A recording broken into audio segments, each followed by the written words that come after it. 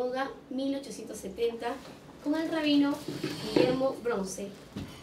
¿Cómo estás? ¿Qué tal? Buen día. Qué gusto. ¿Nos podría explicar un poquito más sobre el origen de la sinagoga en nuestro país? Por supuesto. Esta institución fue la primera que se fundó con la primera ola inmigratoria judía que llegó al Perú a fines del siglo XIX.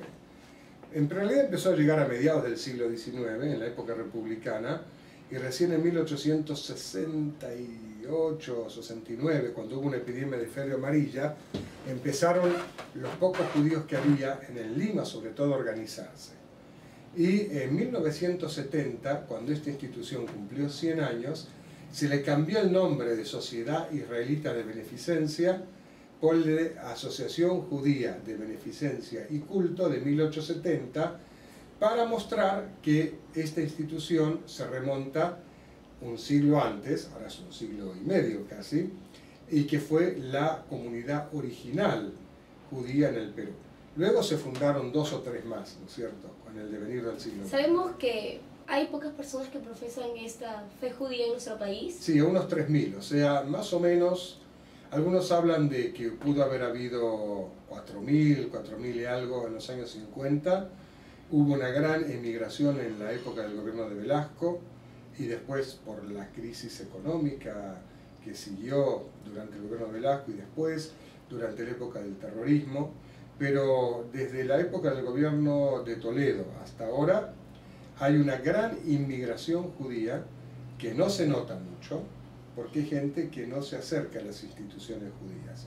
Pero sí, yo he conocido no menos de 30 familias que viven en Lima y que son de origen judío y profesan la religión judía, aunque no se acerquen a las sinagogas o a otras instituciones particularmente. Bueno, yo creo que podemos hablar de unos 3.000 acá en Lima, y en Iquitos hay una pequeñísima comunidad que sumará unos 200 a 300 componentes. En ningún otro lugar del Perú hay comunidad.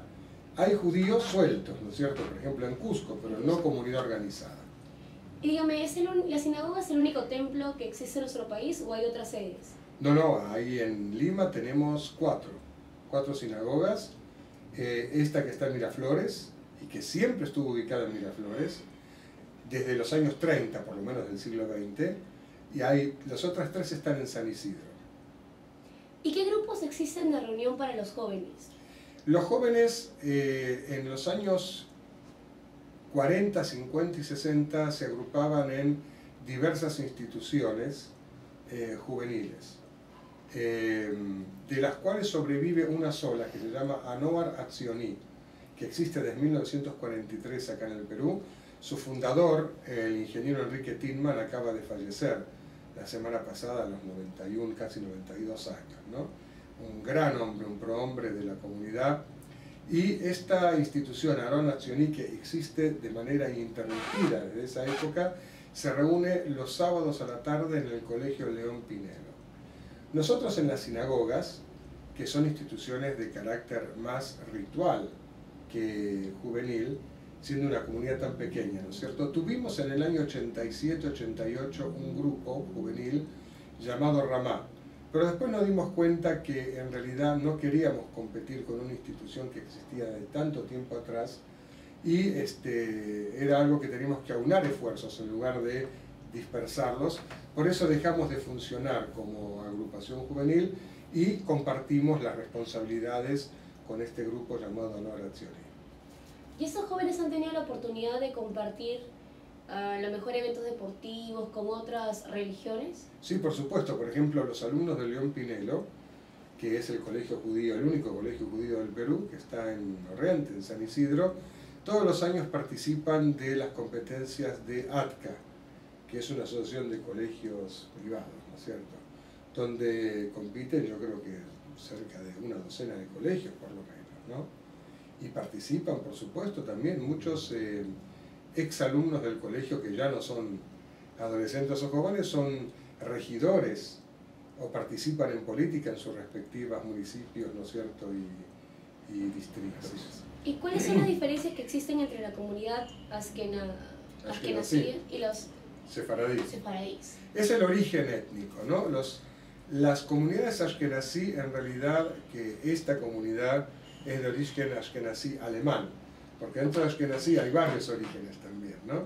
Y varias formas de rezar inclusive. Todos rezamos en hebreo y partes en castellano, pero nosotros rezamos según el rito ashkenazí alemán y o lituano, mientras que hay otro rito que es el rito ashkenazí polaco o rumano, ucraniano, etc., ¿no? Entonces hay diferencias también, no muchas, pero hay ciertas diferencias.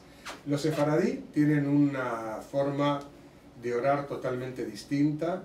Ellos, su idioma original de muchos de ellos, como algunos descienden de los judíos expulsados de España en 1492, su idioma original es una forma de español antiguo llamado judeo-español o ladino, y hablan hebreo, por supuesto, también, ¿no es cierto?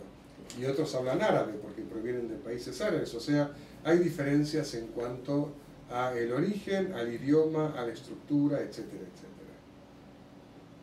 ¿Por qué se eligió Miraflores como sede para la sinagoga? En 1936, 34, 36 empezaron a llegar al Perú algunos muy pocos judíos exiliados de Alemania y después de Austria, ¿no?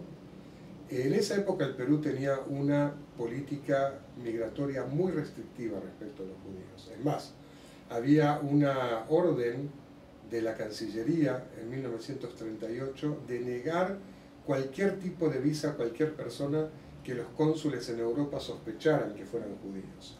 De todas maneras, algunos lograron entrar, algunos ilegalmente, otros porque tenían parientes, fueron llamados por sus parientes, algunos muy pocos, habrán sido menos de 5 o 6 con contratos de trabajo. Entonces,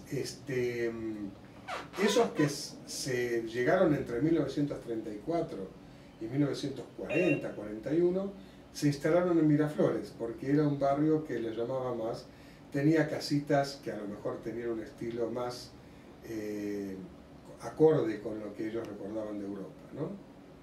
Además, en esa época, otros barrios residenciales que conocemos hoy todavía eran mayormente chacras.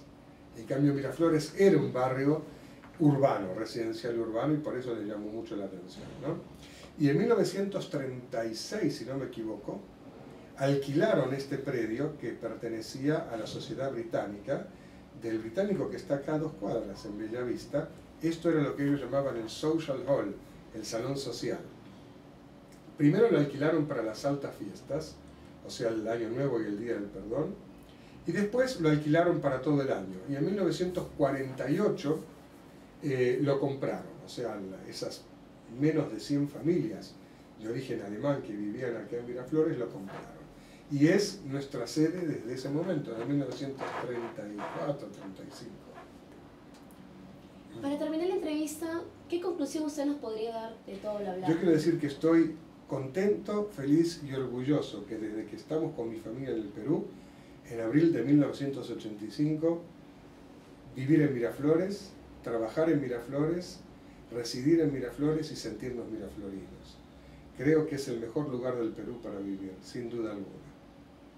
Muchas gracias por la entrevista y por el tiempo que nos ha dado, y nos queda muy claro cuáles son las celebraciones que se realizan, cuántas personas profesan. Yo les agradezco a ustedes y me da mucho gusto que la juventud miraflorina esté tan pujante, ¿no es cierto?, y alerta para servir a los vecinos. Gracias, de verdad, muchas A gracias ustedes, por chicos, su tiempo.